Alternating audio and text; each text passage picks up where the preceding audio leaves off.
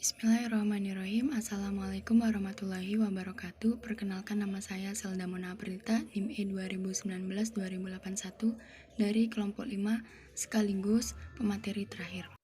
Baik, di sini saya akan menjelaskan mengenai cara menciptakan peluang industri kreatif.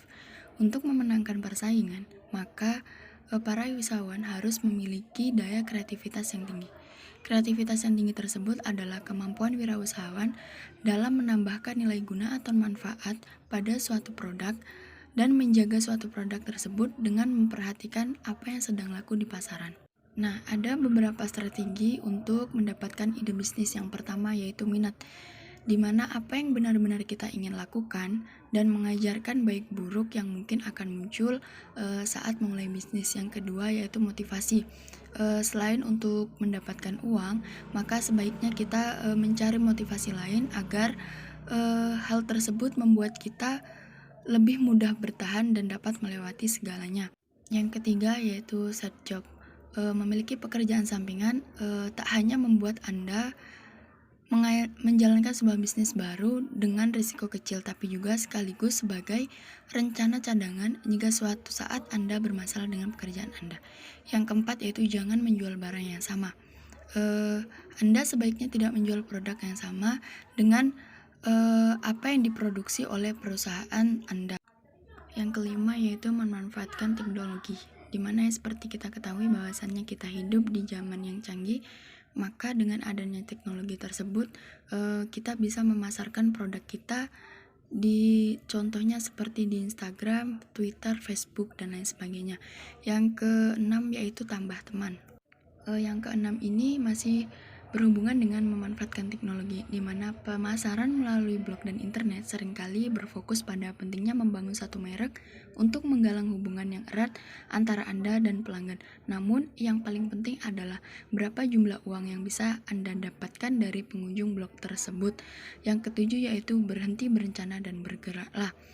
Jangan terlalu lama berpikir untuk menyusun rencana. Terkadang banyak orang takut untuk memulai usaha karena mereka khawatir akan gagal dan ditolak pasar.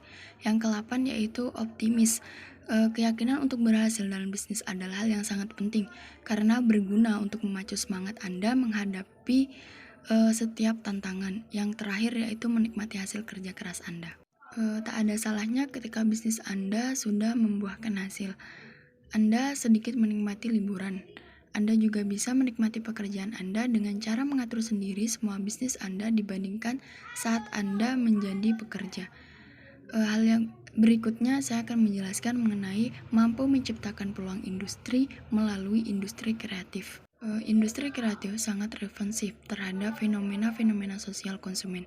Sebaliknya, konsumen juga sangat responsif terhadap barang-barang dan jasa-jasa baru yang unik yang diciptakan industri kreatif. Oleh sebab itu, industri kreatif akan merespon baik dari konsumen dengan cara menciptakan produk-produk yang berkarakter baru. Adapun peluang industri kreatif yang diangkat dalam kajian berikut, yang pertama yaitu keragaman budaya. Indonesia sebagai negara yang budayanya beragam memiliki potensi besar dalam mengembangkan produk inovatif dan kreatif berbasis kearifan lokal. Contohnya seperti di Kecamatan Blimbing Sari, Kabupaten Banyuwangi, di mana mereka mengembangkan produk yang berbasis anyaman bambu dan hal tersebut sudah diekspor ke Cina bahkan ke Eropa. Yang kedua yaitu kreativitas. Dengan adanya konsep pengetahuan yang berbasis kreativitas, hal tersebut merupakan faktor utama. Jadi untuk mengembangkan kreativitas di sini dibutuhkan adanya pelatihan agar kemampuan lebih bisa dikembangkan untuk mendapatkan suatu produk. Yang ketiga yaitu permintaan pasar. Permintaan pasar merupakan produk kreatif berasal dari pasar dalam negeri maupun pasar luar negeri.